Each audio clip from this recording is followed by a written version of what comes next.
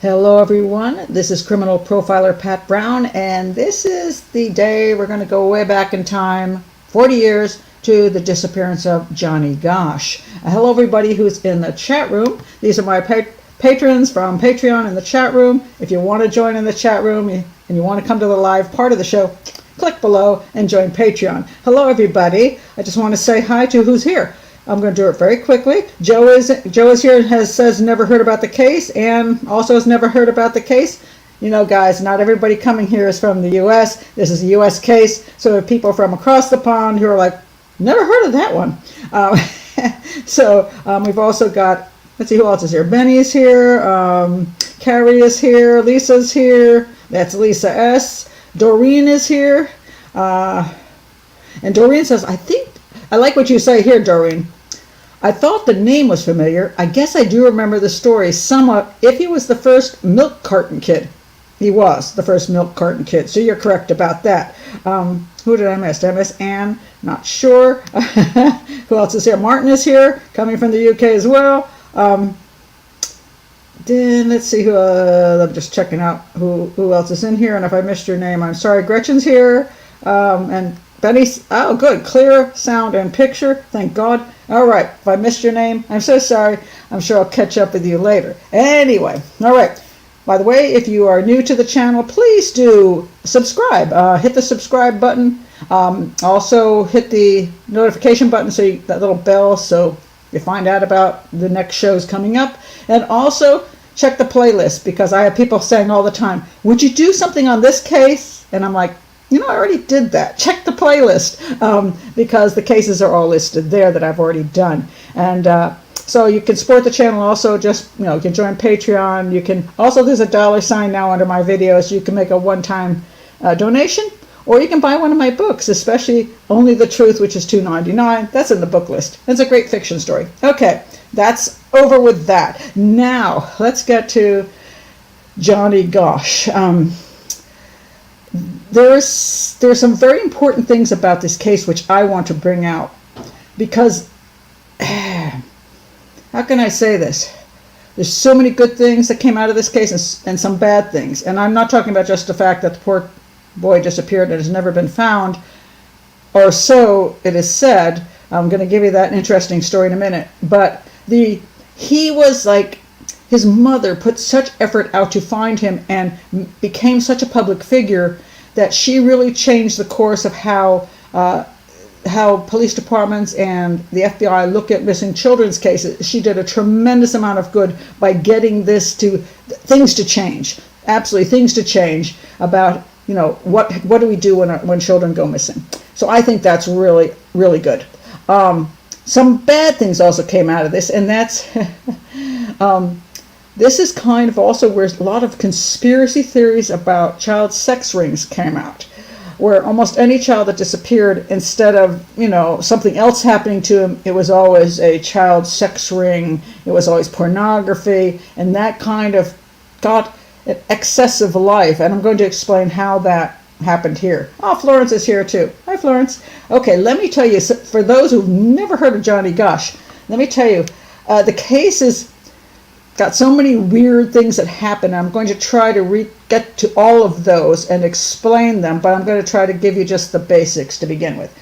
Johnny Gosch disappeared in 1982, so we're talking 20 years, coming up this September, the 40th year anniversary, coming up in September 2022, 40th year.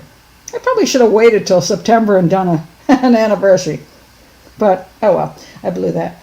He was a paper boy in West Des Moines, Iowa, who disappeared without a trace between 6 and 7 a.m. on September 5th in 1982. He was presumed to have been kidnapped. Now, this is where some of the problems started right there. I'm going to explain that in just one second. As of 2022, there have been no arrests made, and the case is now considered cold but remains open. All right. Now, here's what happened in the beginning. So this kid, he seems to be a really nice kid, working hard as a paper boy to earn money to buy things. Like he wanted a dirt bike, which he succeeded in getting. He was very happy about that. So he was a nice kid. But when he went missing that morning, and they told the police, they got up. He was supposedly gone off on his. Let me show you a little picture of him. He's getting ready to go off and do the newspapers around the neighborhood. And he had other friends, other newspaper boys were also in the neighborhood doing this. Where's my picture? Sorry. Oh, sorry. Okay, hold on. There he is. Okay, it was over here. Okay, there he is, and that's pretty much. He had his newspapers and his newspaper bag, and he had a wagon that he pulled around. These were the days before parents would put the papers in a vehicle and then you'd chuck them out of the vehicle. Your kids actually went around their bicycles and pulling wagons, and so that is what happened 40 years ago. And so he had this wagon, and what happened was he just didn't deliver the papers, and the neighbors started calling, going, "Hey, where's my paper? Where's my paper?" And they went outside and they found. Here's my picture. I'm going pictureless today. Yes, it's gone missing on me. Anyway, they found his wagon, and there's a little wagon. They even said Gosch on the back. A little red wagon with Gosch on the back was just sitting there, and he was just gone. So they were like, where'd he go? Because, hey, he's supposed to be delivering papers, and he's just not, and he's missing. And he remained missing. I think his father actually delivered the rest of the papers, which I thought was kind of interesting, because your kid's missing. I don't give a crap about those papers. I just don't. But they contacted the police and said, "Look, my kid's missing." And the police said, "Well, maybe he ran away." And they're like, it's like 6 o'clock in the morning. And is he really going to run away at that time? Now, before you get too nasty about the police, let me explain how things work, especially 40 years ago, and how they still work today. Because people want to believe that every child who goes missing, when they go missing, the parent calls the police and says, "Hey, my kid just disappeared." The police should immediately put out an Amber Alert, and they should send out 1,000 police cars, and you should be searching for this kid every place. You know what usually happens? Usually the kid is like over at a friend's house, didn't tell their parents.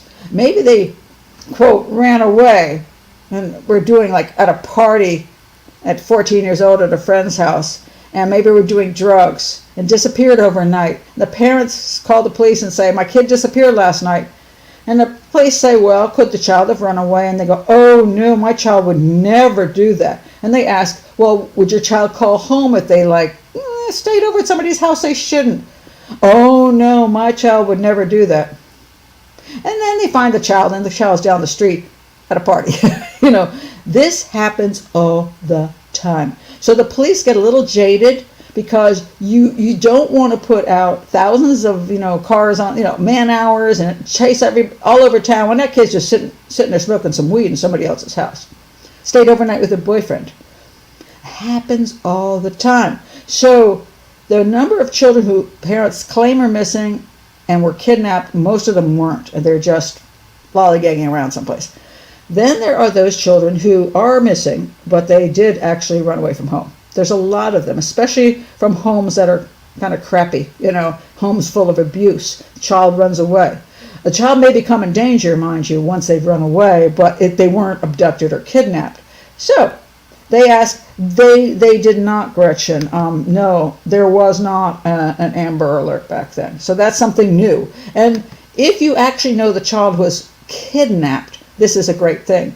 Now, there was some indication that there was something squirrely going on that morning, because the other boy saw this car pull up to Johnny, And Johnny went over and talked to this man, and then he came over and told his friend, oh, the man was looking for some directions.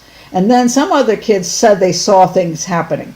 And so consequently, there was some evidence that he could well have been abducted. So I think that's, oh, this is good information. Oh, I love people with information. Thank you, Lisa.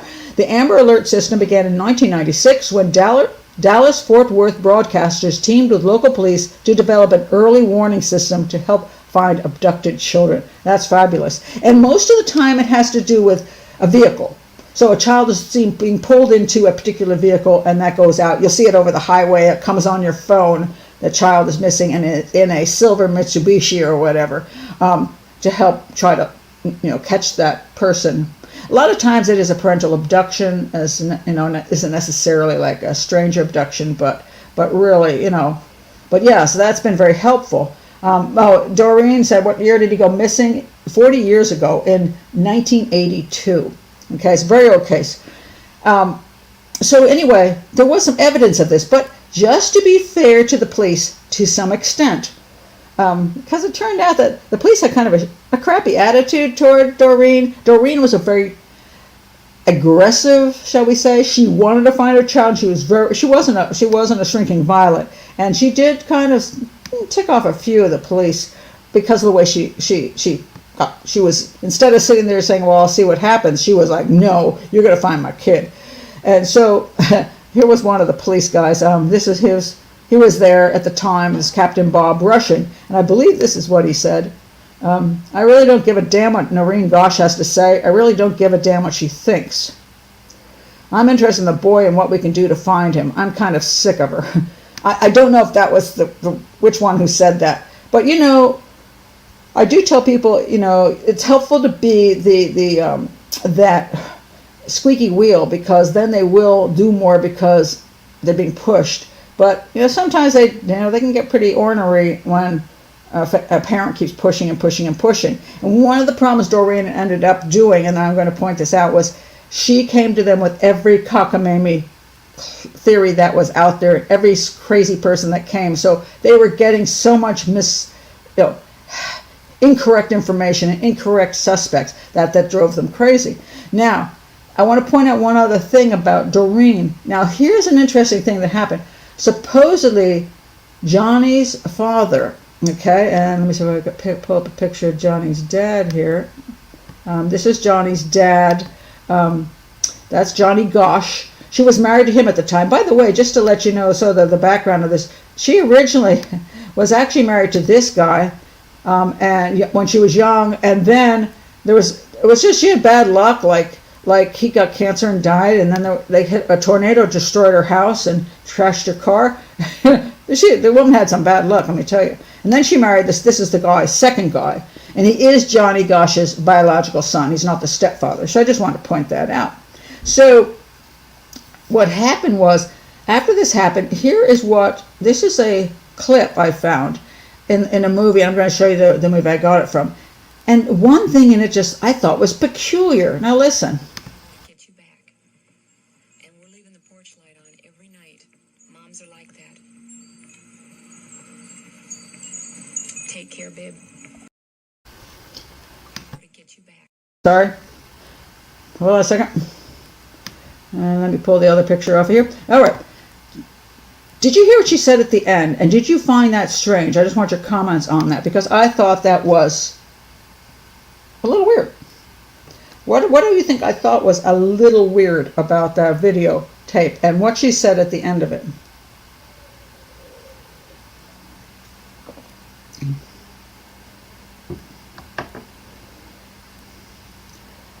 But by the way, while you're thinking of that comment, let me show you that. I want to show you two things I got information from, and they're in the links below.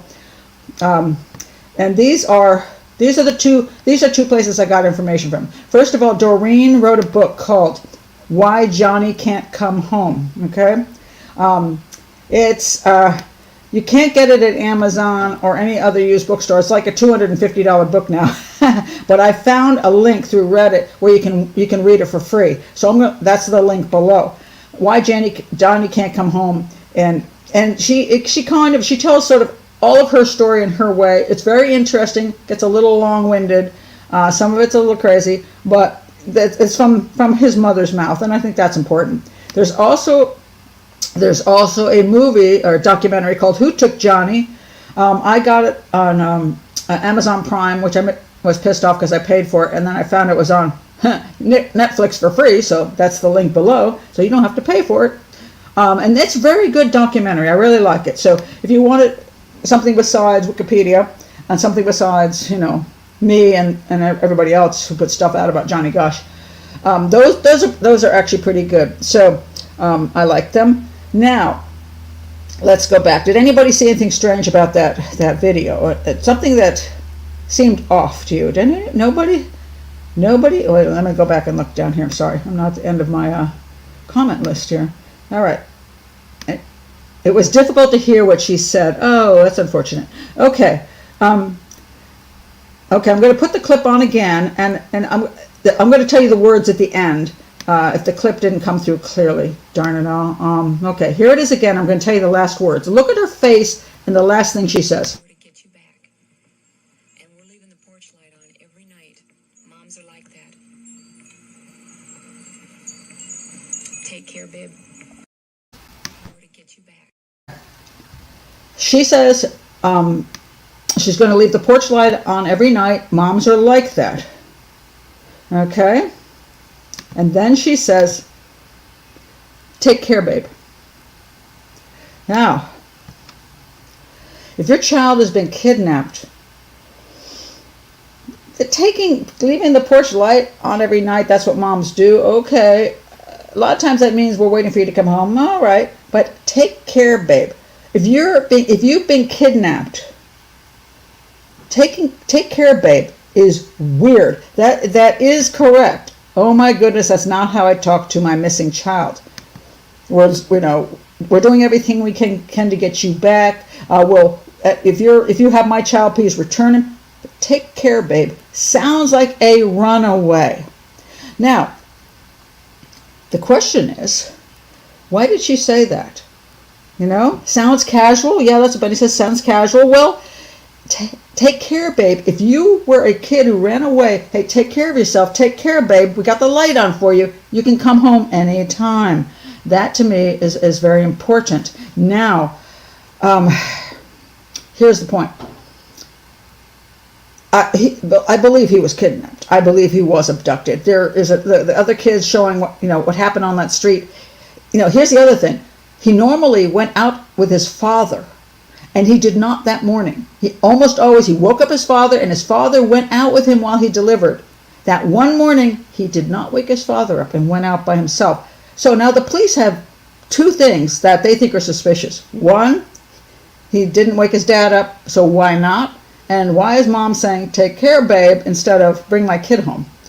They think the kid ran away, didn't let his father know, left his wagon there, jumped in somebody's vehicle, and took off. That's why that's why the police may not have thought he was abducted. Okay? And also, there's some stories later on, if you look at all the early stuff that his mom, Noreen, did with the dad, everything seems hunky-dory. They eventually divorce, and she claims a couple things after they're divorced, or even maybe before, that he was abusive. That's her claim. I don't know that he was. She made that claim. That there were strange phone calls that came in prior to Johnny going missing that the father answered. And then she said, I wonder whether his father was somehow linked to what happened to him. Which I thought was kind of a weird claim. Like he's part of a sex ring. Okay. I'm going to explain why I think Noreen says these things. I don't think they're accurate. I think they're part of her desperate attempt to get her son back.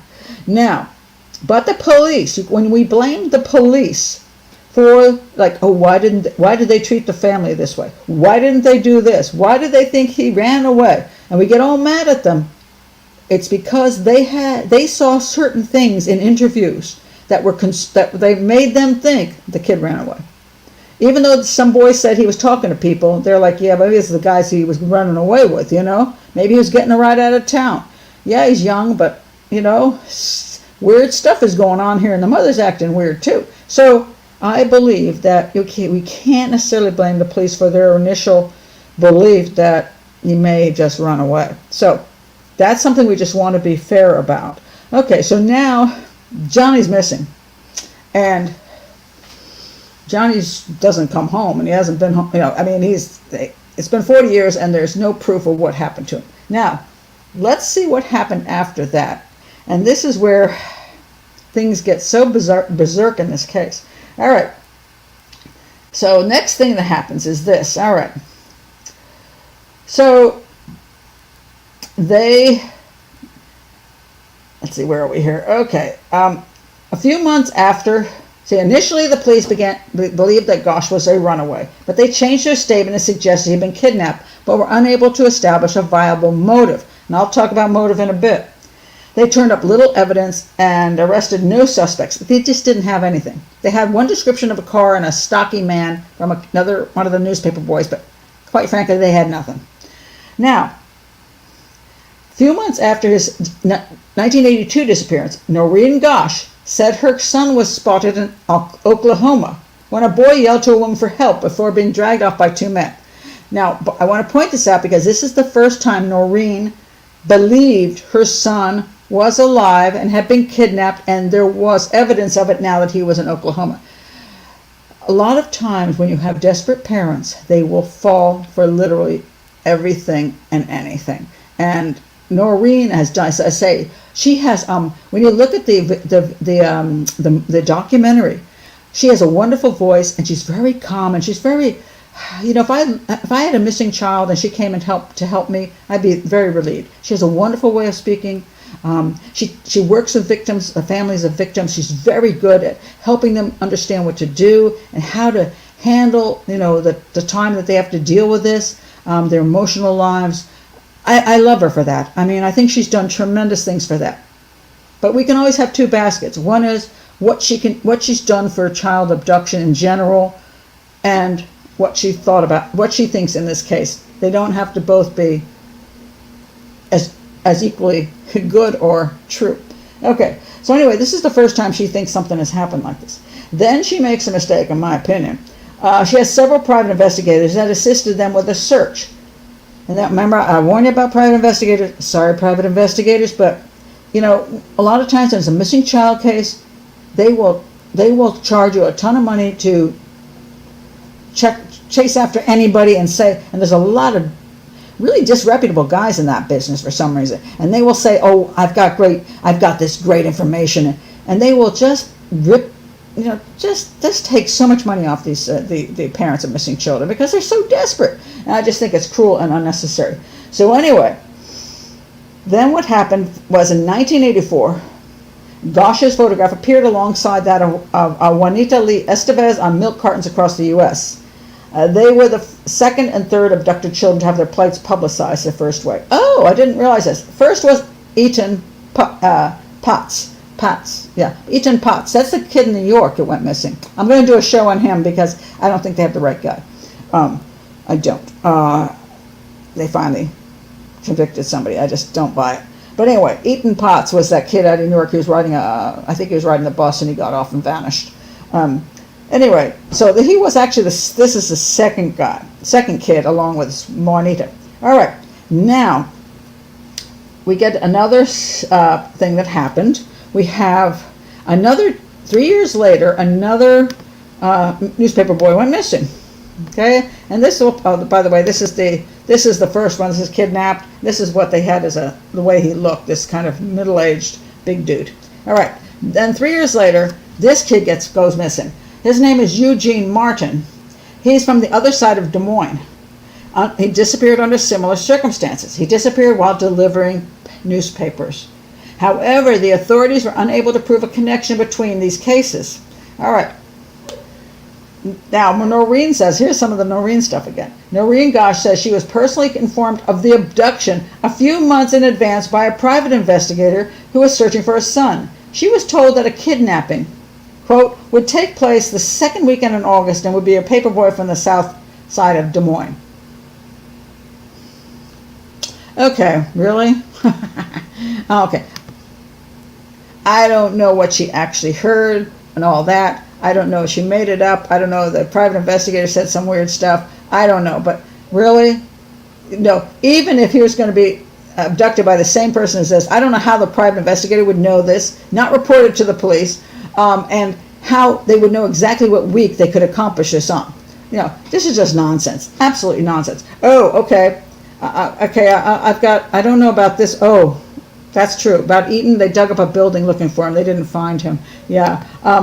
I'll do that. I'm going to do a show on that. So anyway, 2 newspaper boys, 3 years apart. This is important, but not probably for the reason that people think it is. All right, the next thing that happens.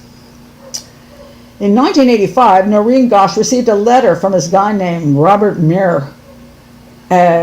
He's 19 years old. The letter had been signed Samuel Forbes Dakota. Stated he was a guard in a motorcycle club when Gosch's son disappeared. Now, supposedly, Gosch's son was taken as part of a large child slavery ring operated by the club. According to the FBI, Meyer requested from and received $11,000 from the Gosches. So he got arrested. Anyway, there was no such thing. They claim this guy claimed that Johnny was sold to some cartel dude in Mexico City, and that's what happened. Despite the accusation of fraud, Noreen Gosch reportedly believed Meyer at his word and later criticized the FBI, stating that the arrest warrant against Meyer destroyed her and her husband John's credibility with anyone who would take the couple's offer to pay ransom for their boy. So now, this is the second time she's believed something from a guy who is just a con man.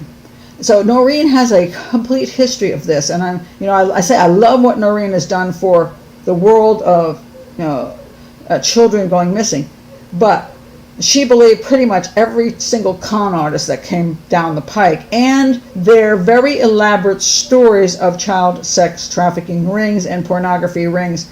And this is important because we have had an explosion, especially on the internet, of people believing that all these children are being kidnapped off the streets of the United States, and they're being brought into child slavery rings.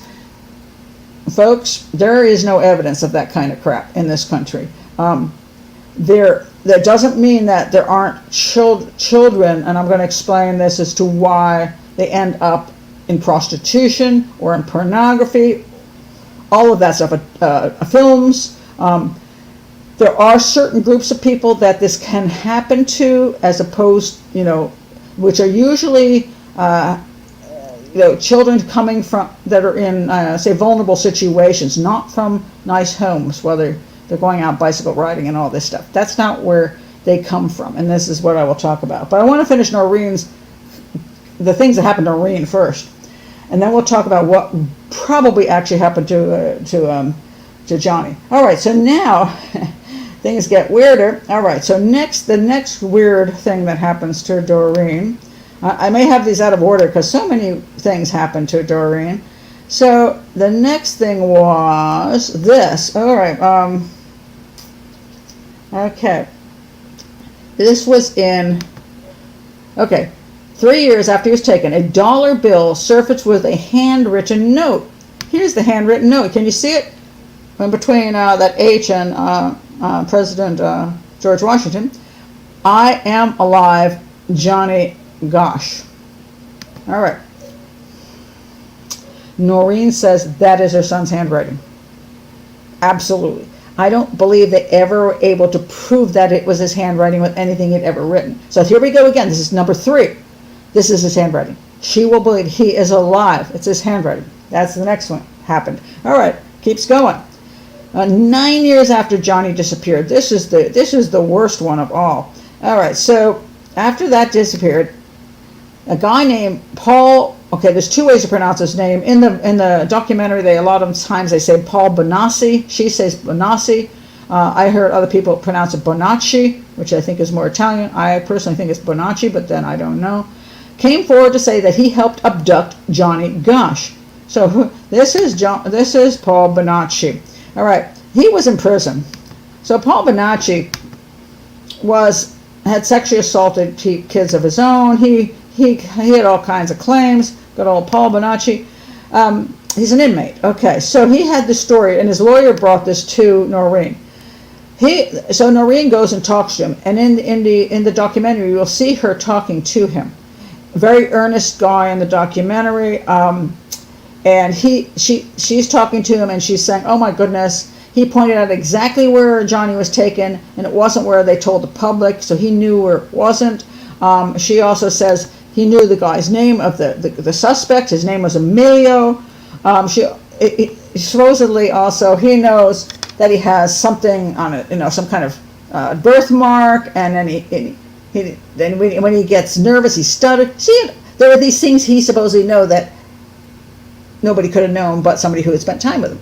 That's the claim. So she now believes Paul Bonacci or Paul Bonacci, whatever you want to call him. Anyway, he has another story along with that. He's got a lot of stories, this dude. So anyway, this is the next story. So he says this is a place. He takes them out there, somewhere out in the desert. This is a place where Johnny was kept with a bunch of boys in a basement area underneath his house. Now he's out here, and he's going to show them where it is, and he does show them where it is. Okay, and so they in the documentary they go under there. He says, "See, there's children's names, scrawled, into the wood and stuff, and somebody dug that out." The documentary doesn't go further to say, was there any evidence whatsoever that any children were ever kept here? I look at con men. If he was there before, he's a con man. He could have been in the basement scrawling crap down there. It doesn't mean that. Now, mind you, Johnny's name wasn't scrawled down there, just supposedly others' names, and who knows what crap he's talking. He could have been there, but it doesn't mean that there were. So we don't know, and the documentary makes sure we don't know. So that's the problem with this kind of gossipy stuff, especially from a con artist, in my opinion. Then he comes up with something even more astounding. He confessed, his confession connected Johnny's kidnapping to a purported network of human traffickers based nearby in Omaha, Nebraska. And what happened at that time was this fellow, his name was Lawrence King, and there's a movie called Conspiracies Silence, which apparently didn't come out, and it got dumped or something before it came. I think Discovery Channel ordered it, and then they refused to put it on. They're claiming because Discovery Channel thought it was too controversial. So anyway, this thing, and you can go on Wikipedia, and you can find, let me find the story here on Wikipedia. It's called the Franklin Child Prostitution Ring. It began in 1998 in Omaha, Nebraska, and it attracted significant public and political interest until late 1990. All right? So supposedly high-level politicians were involved in a U.S. prostitution ring. And there were abuse victims that claimed children in foster care were flown to the East Coast of the United States to be sexually abused by some big politicians. They also said that this Lawrence King guy who ran the Franklin Community Federal Credit Union, he was a crook. And he was convicted of fraud. But they claimed that he was part of a cult of devil worshippers involving the mutilation, sacrifice, and cannibalism of numerous children. And then other conspiracy theories evolved, claiming that the alleged abuse was part of a widespread series of crime, including devil worship, cannibalism, drug trafficking, and CIA arms dealing. So this is the next story. So anyway, you can see here, grand jury says abuse stories were a carefully crafted hoax. All right. Do I believe that there was a huge sex trafficking ring involved in Satanism and all that stuff? No, I don't. They never had any proof. Bonacci is a con artist. And Noreen believed wholeheartedly that this must be true. Now, why would somebody prefer to believe their son was involved in or been kidnapped into a sex ring than that they weren't alive? Well, because they're alive then. Even if it's horrible, they're still alive. Now, there's one more story that comes up which is fascinating, and this is the one when people remember most about this case. Noreen Gosch says, "My son is alive." How would she know her son is alive? Well, here's how she supposedly knew. All right, let me find the spot on that. This is her account. She was awakened at 2:30 a.m. In March of 1997 by a knock at her apartment door.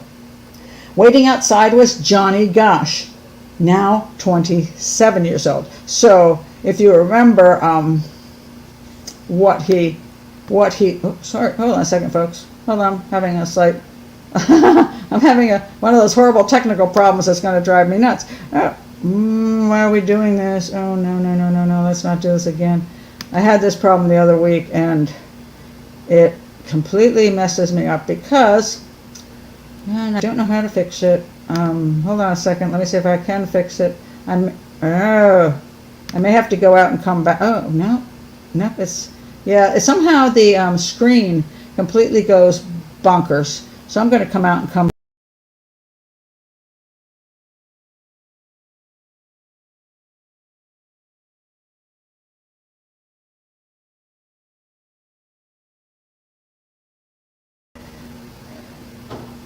Okay, theoretically I'm back. Am I back, everybody? And I still have a problem with this. Oh, Lord.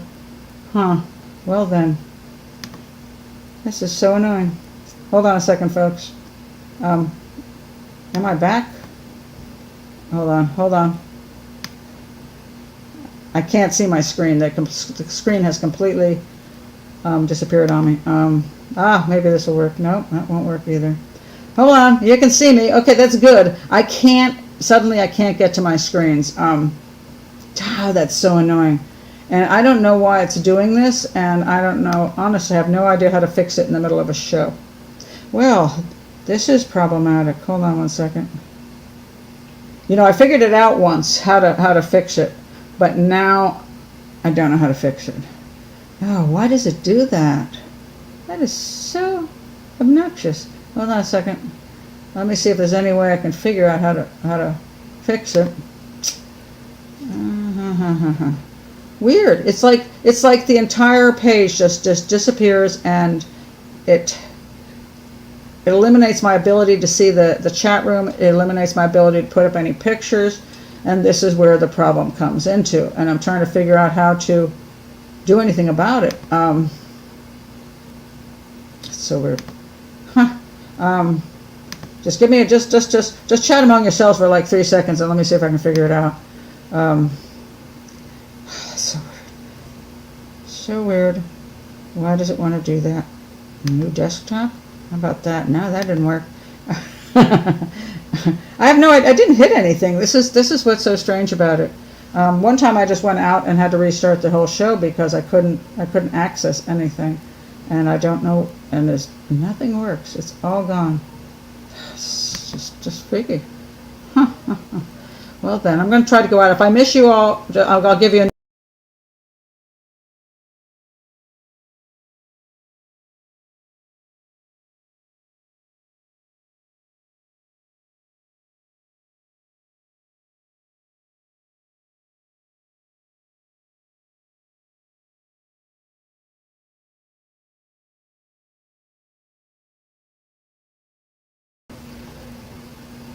Hello, I'm back. I still can't get anything to work. Oh, good. I got something to work. Wait a minute. Maybe there's some hope here. Please give me some hope. Oh my God. Okay. I wanted to go back to this thing, and I finally got this back, but I don't know about my chat room because that seems completely screwy. So, oh, you're back. Everything's back. I figured out how to do it. So thank you for being poor Pat. So I had to actually, not only did I have to leave the chat room, I mean the StreamYard, I had to actually leave the entire, completely go out and then go back on the internet and come back in. I have no idea why I did that. So anyway, I'm back. But I wanted to show you the difference in the pictures. So apparently this is what happened. 2:30 in the morning, he supposedly shows up at her door looking like this. Like he's, how much older is he then? 1980, 15 years from that. So he's in his late 20s. He suddenly shows up 15 years later. So he shows up, there's a knock on her door. Waiting outside was Johnny Gosch, now 27, accompanied by an unidentified man. Okay. Gosch said she immediately recognized her son. How would she immediately recognize him? It's 15 years later. I'm going to say that would be very hard to do. Then he opened up his shirt to reveal a birthmark on his chest. Well, she recognized him. He doesn't really have to show that. Or you think she'd say, can you show me your birthmark? But that's not what happened. He just went supposedly like this. We talked about an hour or an hour and a half. He was with another man, but I have no idea who the person was. Johnny would look over to the other person for approval to speak. Okay? He didn't say where he was living or where he was going. She said the night he came, he was wearing jeans, a shirt, and had a coat on because it was March. It was cold and his hair was long.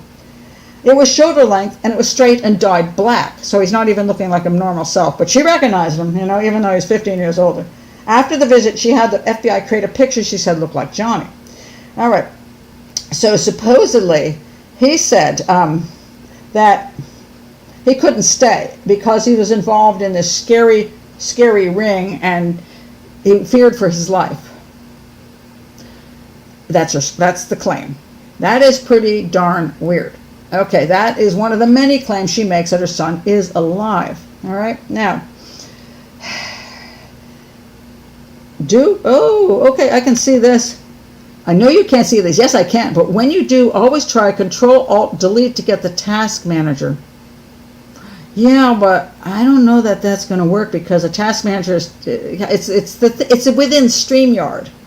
That's the problem. So anyway, but thank you for that idea. Control-Alt-Delete. Okay, I might try that next time. I don't know. It only happens like once every like 5 or 6 shows, and then it just all goes crazy. But anyway, all right. So here we are. This is her claim. Now there's one more claim. Supposedly, she also at some point that she saw these, or she was sent these pictures of these 3 boys that were tied up with gags in their mouths. Now I'm not going to show that because it's unpleasing to show that. And she claims, "Oh my God, that's my son." And they supposedly got experts to look at that and say, no, none of the features actually matched her son. But she was claiming that was her son. So she's had like 6 times she's claimed there's proof of her son being out there. The dollar bill signature, the woman who saw him being dragged. This guy shows up at her door supposedly. The Paul Bonacci thing, that he's part of this huge sex ring, and these photos. She always believes this is always her son. I'm going to say that she's just desperate. She wants to believe. She really, really wants to believe. And I understand it. Even if he's in hiding. But here's the point about the being in hiding thing.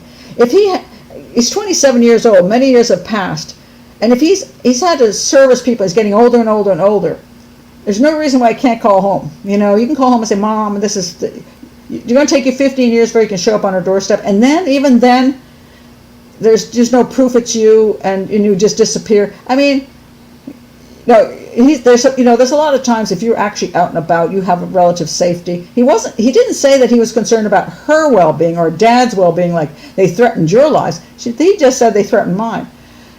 It just sounds like another scam, in my opinion. I don't believe that she has ever had true contact or true knowledge of what happened to her son. All right?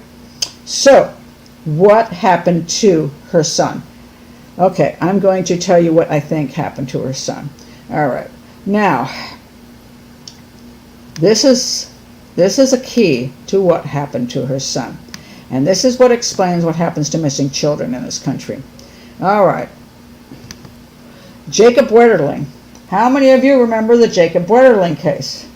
Jacob Wetterling was missing for a really, really long time. Hold on a second. Let me find. Okay, here. No, that's not it. Dang it! Hold on one second. this is my day. Oh, here we go. That's where it is. Looking for my thing. All right. Jacob Wetterling was missing for 27 years. Now he went missing. It was in Minnesota.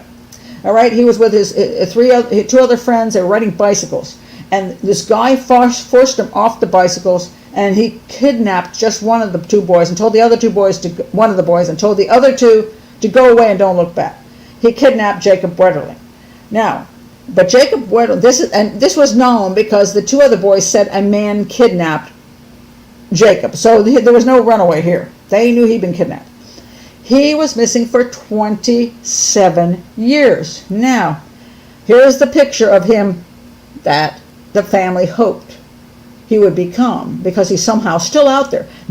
Those parents also started claiming he was part of a sex ring. He'd been kidnapped into the sex trade and all this kind of stuff, pornography and sex trade and being shipped off to men and all this stuff as he was growing up. None of that is true. Here is actually what happened. a guy named Danny Heinrich. Danny Heinrich was a freaking creepy dude, and I believe he was the first guy actually that was interviewed by the police. So that goes to show how often they actually interview the person who did it. So this creepy dude, this guy, yeah, basically they were near his driveway. It was a farming area. It was near his driveway. Moments after Heinrich abducted Jacob Wetterling on a rural road in Minnesota, the man handcuffed the 11-year-old boy and forced him into a car. Jacob looked at Heinrich and asked, "What did I do wrong?" Soon, Jacob was dead. Giving graphic details in a Minnesota courtroom, he laid to rest a 27-year-old mystery. What happened to Jacob in 1989 after he was abducted by a masked man holding a gun? He said that he abducted, sexually assaulted, and killed the boy. All right, now he told the court what happened was he sexually assaulted the boy in a rural area of Painesville near where the assailant lived with his father. During the assault, he told the court that Jacob said he was cold and wanted to go home. He thought he heard sirens, and this is his claim. Now, mind you, that creepy dude is probably lying about everything. But anyway, he said he panicked and took out his revolver and then shot Jacob dead. Again, we don't have to believe him, but what we can believe is that he actually abducted him and killed him. He buried the boy about 100 yards away and camouflaged the area with leaves and twigs. A year later, when he drove by the site, he noticed Jacob's red jacket sticking out of the grave. You know those shallow graves? Too shallow, dude. Give a little more effort. Too shallow, dude. He returned later and transferred the remains to a nearby farm. This is another interesting point.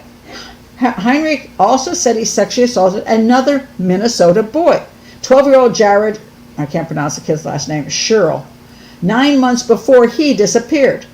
All right, Heinrich was never charged in Jacob's death, even though he was obviously the one who did it. He maintained his innocence for years. Prosecutors never had enough evidence to charge him, but he was then asked, I think he was being charged in the other crime, and he said, yeah, I did. I killed him too. All right, so within 9 months, that creepy dude killed Jacob and the other boy, both from Minnesota, 9 months apart. Now let's go back to our case here, and here we are. Okay, let's go back and look at these two.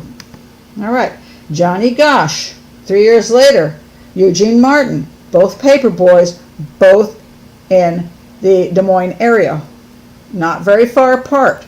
Some guy comes up to them during the time they're delivering papers. Well, now what a sexual predator will do is he'll scout the area. You know, he's going to see what's up around there. He's going to look for victims. He sees that these boys are out there in the dark, early in the morning, kind of what he wants. He figures out how he's going to get them. He might have tried, I don't know how many places he might have tried, or he might have given up because there were witnesses. But at some point, he had an opportunity, and he grabbed Johnny Gosch. Then, 3 years later, maybe that same guy, there's never been a proof they were connected because, well, they can't even prove who kidnapped him or him. So, but he could have then 3 years later had another opportunity and kidnapped another kid in a very similar fashion. A methodology found work, an MO, modus operandi. All right, now, why, if some sex predator kidnapped this kid, didn't they find the kid? All right, we're talking about Des Moines, Iowa. I'm sorry, forgot where Des Moines was. Des Moines, Iowa. Now, I want to show you this picture first. This is where I live near. See, Washington, D.C. All right. Do you see it's all gray? Gray, gray, gray. A little bit of green here and a little bit of green there. The green areas don't mean there's farmland or anything. It just means there's more trees in the neighborhood. Up to the left top, you see Rock Creek Park. That's an actual park.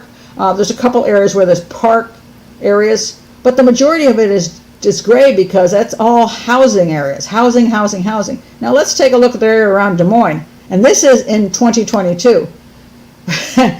Look at that. Farmland, farmland, and farmland. This is from a satellite picture taken in 2022.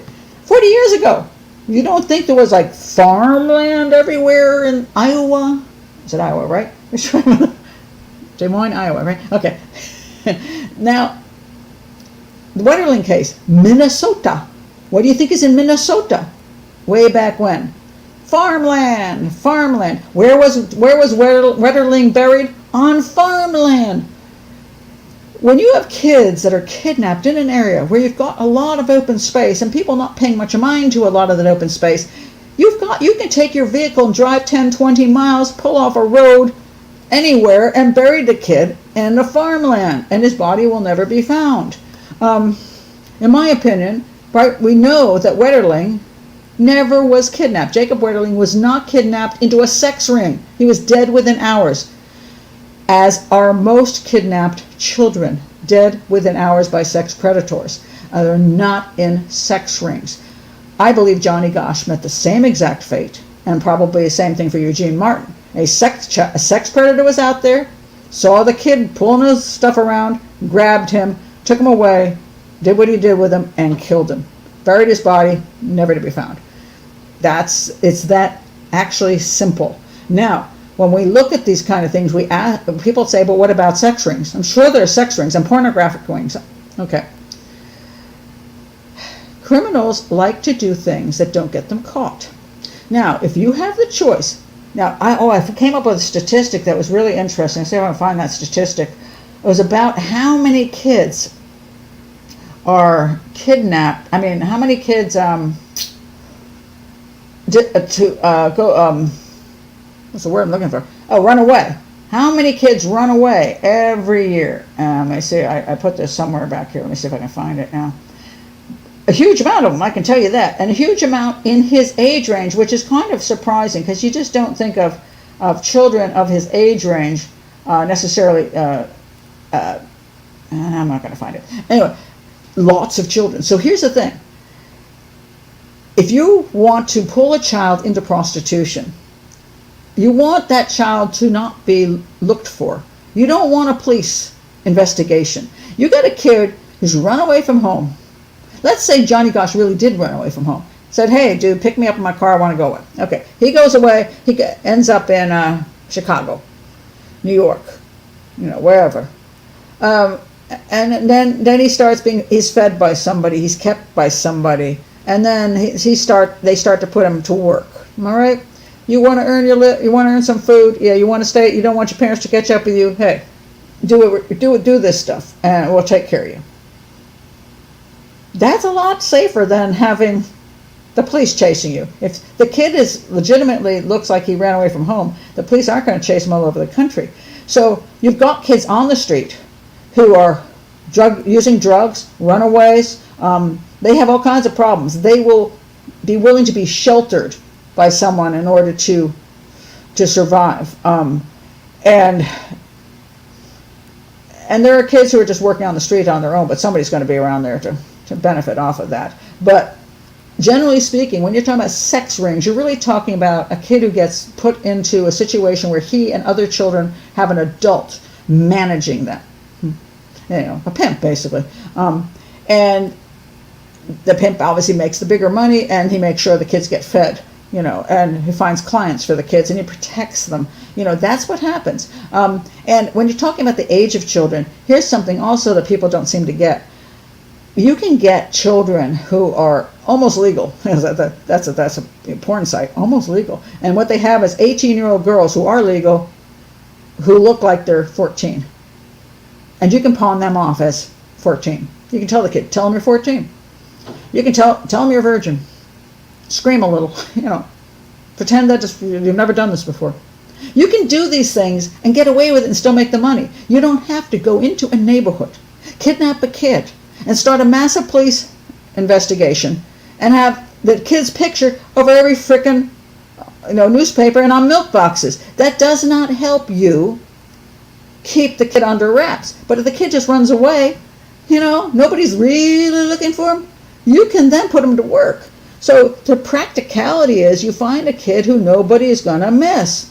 So there are these big sex rings. First of all, they're never these massive sex rings. They're usually small groups that just simply operate, have a manager, pimp, and have their stable of whomever they have. Sometimes they do cross state lines, which is why they call it sex trafficking. So that's a legal term so that you can catch the pimp when he just goes from like Maryland to DC. Actually it's just 10 minutes away, you know what I mean? But they cross the line and you can nail him for sex trafficking. It's a clever thing. Now, there is some level of sex trafficking when you have like illegal immigrants coming into the country where they can then, again, unknown people. You don't have to kidnap them. You just get them into the country and then you put them into your stable. And you do move them around, like maybe you move them around a state or into the next state or across a few states into different communities, and you put them to work. Yeah, that's that kind of thing. Are pictures sometimes taken of them? Perhaps. Sold, perhaps. Pornography?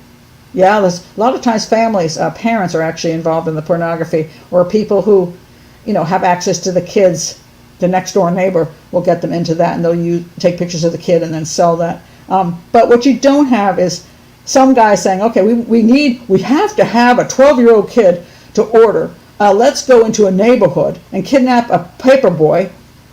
And you don't have to do that. So you don't do what you don't have to do. You do something that works. And so almost every child that is kidnapped off the street is kidnapped by a sex predator, not any sex ring. And usually the child does not survive more than a few hours or a couple days. That's the end of them, because a sex predator doesn't want to have to deal with a kid much longer than that. So this whole concept that there's these huge sex rings and all these big politicians involved in hiding all of these very small, young children is just not so. Even Epstein, I've done a video on him. Epstein, what he did in Florida was he went to neighborhoods where the girls were just not doing that great, and the job that they would get would be Dairy Queen. They might have been underage, like 16, 17. Hey, you want to come over and give a, you make some money? They bring them over into the fancy neighborhood, and they're like, oh my God, it's so cool out here. And then they have to give a little massage to Jeffrey, and then at some point, he says, hey, I'll give you a couple $100. You go a little further, and they're like, okay, He's not kidnapping them. And then they just, the driver takes them back, and they say, when can I come back? Because that $200 was nice, I mean, a little sex, okay.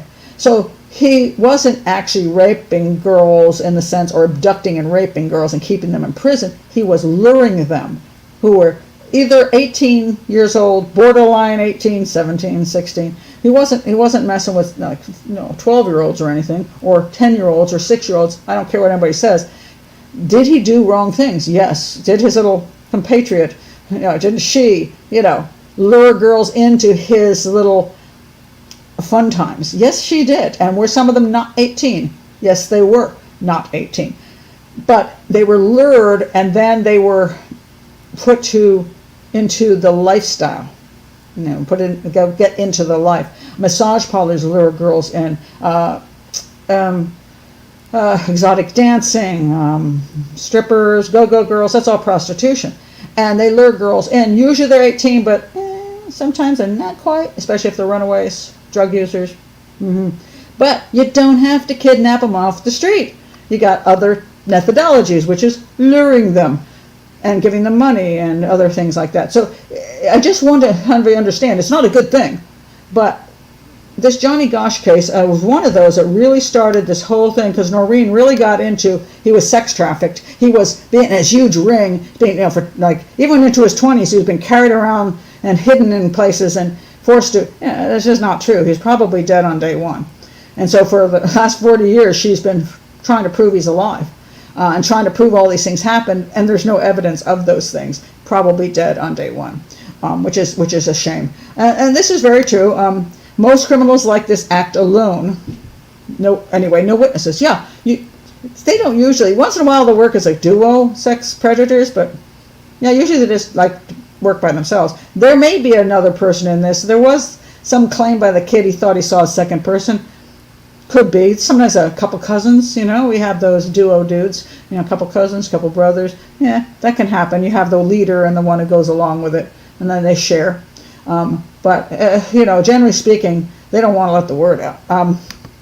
Wouldn't sex rings be more likely to form in densely populated areas? Yeah, yeah. I mean, we also want a lot of, clients. That's why cities are where you have the most sex, quote, trafficking. Actually, once upon a time, they were just called pimps and hookers. You know what I mean? That was what they were called. So in Washington, D.C., 14th Street used to be the spot. Thomas Circle was the spot. So if you drove down there at night, you'd see the girls standing out there in their very, their little hot pants at the time. When I was 70s, I was down not with the girls, having a drink or something in the general area and be driving away. You'd see the girls standing there in their fishnet stockings and their hot pants and their little short shorts and their huge boots, and all trying to get the guys in the car. Yeah, you didn't see them out on the country road. I mean, you don't get enough clients, so you want them in a populated area. So the girls who ran away, the girls who wanted money, the girls who were doing drugs, girls who were lured, pimps often waited at bus stations, and girls would get off and they run away from home. Might be 16, 17, maybe 15, some 18, run away, and they're like, "You need a place to stay, don't you, honey?" And sometimes they have the lady, another prostitute do that, bring them in, and they give them a place to stay, and then they'd introduce them to the life, and they give them drugs, and then that's what they ended up doing. So you have a stable of girls in a city area, and they're not girls that, the parents don't know what happened to their girls because they know they ran away from home, or their boys, they ran away from home. And but yeah, they're not going to be in rural-ish areas kidnapping paper boys. It's just no. I wonder if geographical profiling would be helpful. Lisa, I've seen geographic profiling, and personally, I've never understood how it had any real use. So it's all like it's all like, oh, here's all these maps, and here's all these. A predator would be more likely to go A, B, C, D, and there's these barriers, like like a highway would be a barrier, and he'd stay on this side or he'd go on that side. Some really interesting books on geographical profiling that I just personally don't think has been proven to be much use. It looks good, looks fascinating. Like, oh my God, geographic profiling. I've never found it useful. All I can tell you is this: for a guy to get Johnny off the street in that neighborhood, he knew the neighborhood. In other words, he's not a truck driver who saw the kid hitchhiking down the road. Somebody had to be rolling around in that neighborhood. That's not somebody passing through. That's somebody who is awake at 6 o'clock in the frickin' morning in the dark. So is he coming off of a nighttime job? Possibly. So he's getting off of work. Let's say he goes into work at, 8 o'clock at night, gets out at 4 o'clock, or 6 to 4 or something, and this is his way home, and he sees the boys out there when he's coming home. I'd be looking right in that area, because you usually work, kidnap and abduct, at least where you have some familiarity. And you definitely get rid of their bodies where you have the most familiarity, because you can always abduct quickly. And so if you see a kid out there and you say, oh, there he is, it might be a street you're not familiar with. But these days you want to know where the cameras are. But when you're going to go dump the body, you want to make sure you dump the body in a place where nobody's going to go. You're not going to be seen. There's going to be no witnesses. You're very comfortable with the body dump site. So to me, the part of geographic profiling, if you just want to make it simple, is generally speaking, you definitely know where the body dump site is. You're familiar with that. You've gone camping there. You've gone jogging there. Whatever. You know that road. You used to go down that road all the time and cut through or something. And where you pick you abduct is someplace you probably are. Usually, you are doing a little bit of surveillance in that area. Maybe a mall, that you just go to the mall a lot. It could be near a bus stop. You always kind of go by the bus stop, and you see who's available. You see how the buses work. You see how many people are on the stop. You start saying, oh, that bus stop, there's always somebody gets off that bus stop at like 2 o'clock in the morning, and she's she's alone, and then she walks down the street and there's no other cars around. Good bus stop. And then he goes by that bus stop 20 more times until the day woman gets off the bus, nobody's around, and whoosh, she's gone. So there's usually some point about them having knowledge of the area. So that's very important. Let's see.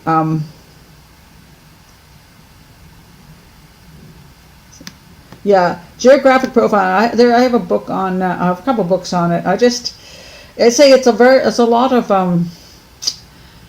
They try to use it in places where they're trying to guess where the serial killer is going to hit next. I don't think that's very effective. Sometimes there's a lot of statistics involved in it. and then they put different, areas and how many crimes have been committed in each one of the areas, what kind they are. And they teach that a lot, so sort of sometimes in like law enforcement seminars and things. I think it's more useful to get funding, It's like, there's a lot of crimes over here, we need more money over here. I just haven't really seen it be highly beneficial in serial homicides. I just haven't at all. It's one of those things that's very fancy. And, I stick with simple more than I stick with fancy, because I just don't necessarily find it useful. So this case, what I think that they say the two things it really did was, I think Noreen Gosch, because of her fire in her, she got together with John Walsh. She did testifying before Congress, the National Center of Missing Children. That started up because she was involved in getting that going.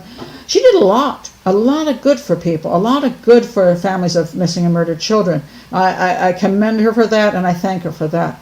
I say the downside is I think she overstressed the sex ring, the pornography rings, to such a point where a lot of these conspiracy theories popped up, where hundreds of children were being kept on an island, and politicians were flying in and having sex with all these children, and there's never any evidence. Now what you might have is one creepy dude who took advantage of some situation, or a couple creepy dudes.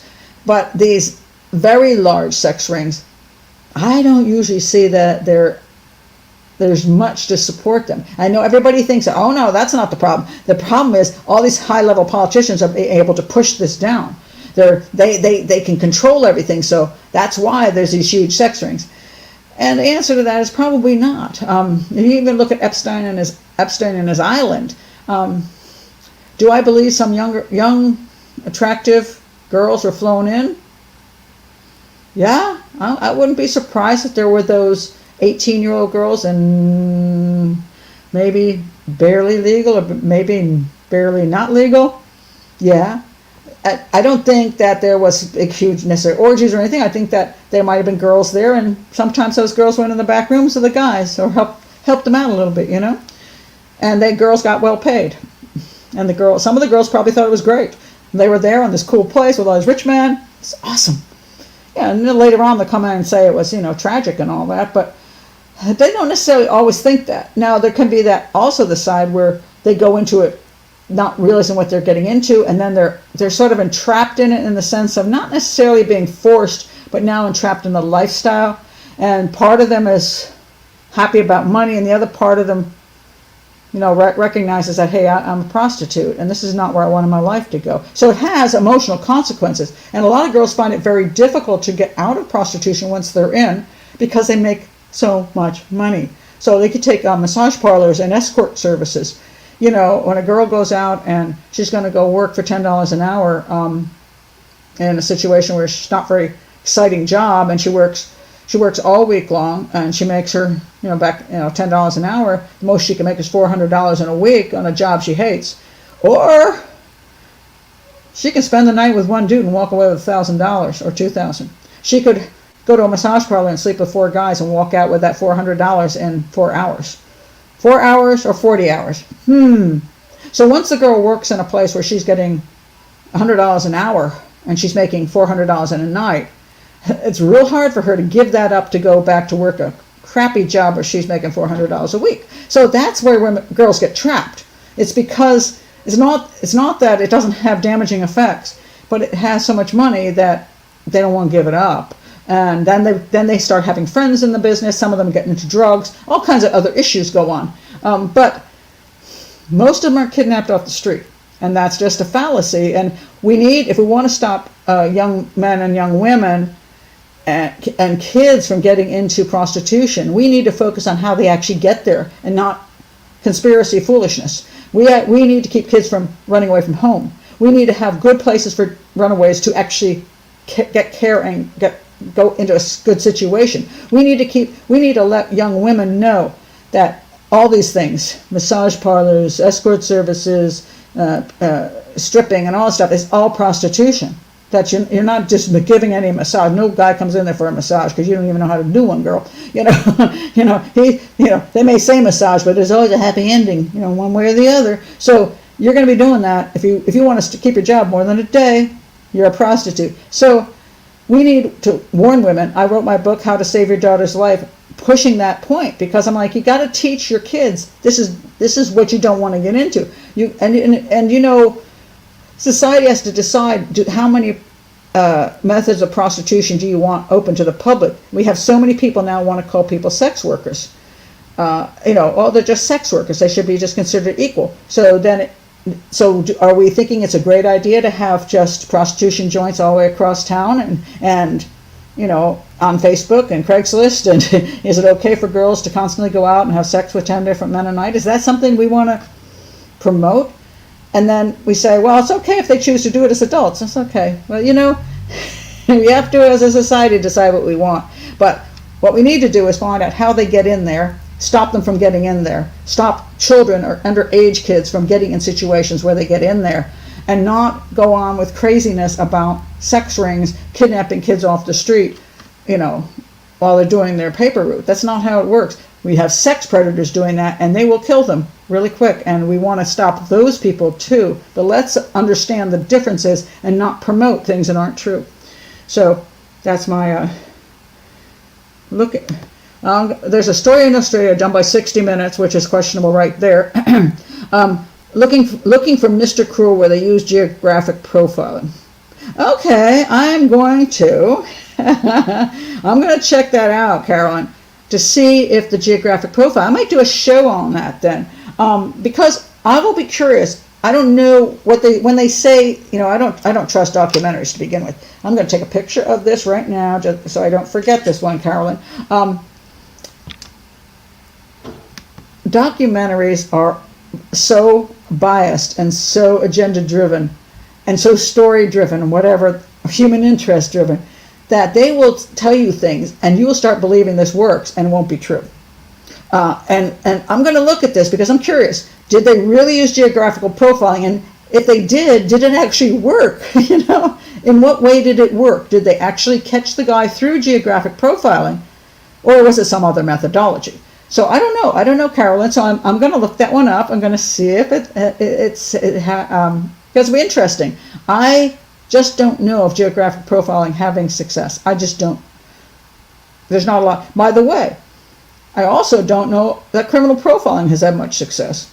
I'll be honest about that. That's one of the problems of criminal profiling. The FBI method of criminal profiling, where they do this profile, white guy lives with his mother and has a dog and a knife collection, has never worked. It's crap. They never catch anybody. They don't. And a lot of times they haven't even helped get good leads that eventually panned out. So that's one of the reasons a lot of people think now criminal profiling is garbage. And the method that is used and promoted in the movies is garbage. So crime scene analysis is not garbage. So if you understand, like I said with Johnny Gosch, for somebody to be there at that time in the morning and know about these routes and all that, I would tell the police, I'd be looking right in that area for someone who's getting off of work at that time, somebody who maybe goes to work but doesn't have to be there to a certain time. Of course, we want to look for a certain kind of person that, whatever. But I want to just help them with a lead to give them a direction, not this other nonsensical criminal profiling, which serves no purpose. So you want to take the evidence and you want to build good direction for the police. And if they're doing their own profiling, they should themselves understand how to analyze crime and crime scene behavior, which is part of profiling, to help them go in a good direction. Because there's so many directions you can go to. If you want to go the sex ring direction, in this case, you probably just screwed the whole case up. Because there is no sex ring, and this is not how it works. So you want to waste all your damn time looking for a sex ring? No, look for the sex predator living right in that area who would happen to be aware of that particular location at that particular time. That's what I would want to do. So, but I will check that one out and see. I'll let you know, Carolyn, whether I'll either do a show on it and see if I support it, what they did, and see whether it had value, or I'll say this is this kind of shows that it really didn't work that well. I'll find out. I don't know anything about it. So, was there? Oh yes, here Gretchen says, was there any evidence that Noreen was visited by anyone? Could she have made up the story to keep up interest in the case? There was no evidence anybody visited her. As a matter of fact, her ex at that point, Johnny's father, doesn't believe her story. So yes, did she make up the case? Possibly. Make up that story? Possibly. Oh, he came and he sees in a sex ring. She could have. I don't know. She either a con artist came, or she made up the story. And I will not say which one it was. So, I don't know. But I don't believe the story. I don't believe it was Johnny. If anybody showed up at her door in the middle of the night to say that, it was a con artist. But he didn't ask for anything like money, which, you would think that would be what a con artist wants. So I would tend to lean to think I don't buy the story. Period. So let's see what it says here. Someone here asked if the mother left the light on when she was supposedly visited by Johnny. And, I don't know that. She would have that damn porch light on for a long time. But, she could. I mean, my porch light's on anyway, just because it's on, not for anybody coming home. But, hey, for me coming home, I want to see my door, So my porch light has been on in my house that I moved to for the last 8 years. So that her porch light would be on is, I just think, normal business. I'm not even sure why that would be something amazing. Kind of weird. But, yeah. So anyway, that kind of wraps it up for me here. But I think it's a really interesting case because it's not so much of who did it, but who they claim did it, and what kind of what things it set off 40 years ago. I think it's very interesting. So I'm glad y'all stuck around through my little glitch there, and so annoying. I wish I could figure out what it was that caused the glitch, but sometimes I just don't know. Whether you hit something and it just disappears, I can't. The problem is you don't see yourself do something, so you can't figure out what it was that you did, and you can't replicate it and say, "Aha! Don't do that again." I have no idea. So annoying. Anyway, I'm glad you were here today. I'm sorry I was a little later than usual. But yeah. But I had some family things to do, so. And I did them. So anyway, bye, Anne. You're most welcome. And she says, good night, everybody. So I will be doing on Friday. Thank you, Gretchen. Gretchen says, oh, that's very nice. Really great show. Thank you, Gretchen. I'm going to do the Lundy case in Australia. No, sorry, New Zealand. Friday night, Friday at 9 p.m. EST, because that's so the Australians can come.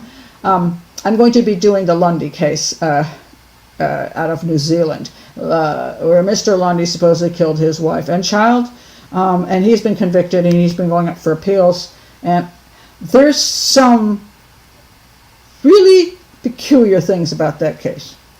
There are, and I'm studying it because there's just some things that make no sense in that case, and a whole bunch of stuff presented. Well, actually, by the prosecution, it was a whole bunch of crap. So I'm like, I can't. Anyway, it was very interesting. So, bye, Joe. And Doreen says, all the chatters. I knew you were back there. Having a good time. Anyway, thank you, Florence. So anyway, so I'll be doing the hangout on Wednesday this week at 7 p.m. and then the Friday show will be at 9 p.m. on the Lundy case in New Zealand, and I haven't figured out next Sundays yet. So, and thank you for people like Martin who are staying awake, because now it's after midnight in the UK, right? No, it isn't. Right. No, it's not. It's 11. Okay, it's not that late. But this was a really interesting story, which I never thought I had anything to talk about. But then when I started looking at it, I went, oh, there's some really interesting points worth doing. So I'm glad you were all here, and I thank you for coming and being great folks in the chat room again and making it very pleasant for me. So I will see you maybe on Wednesday for the hangout. Bye.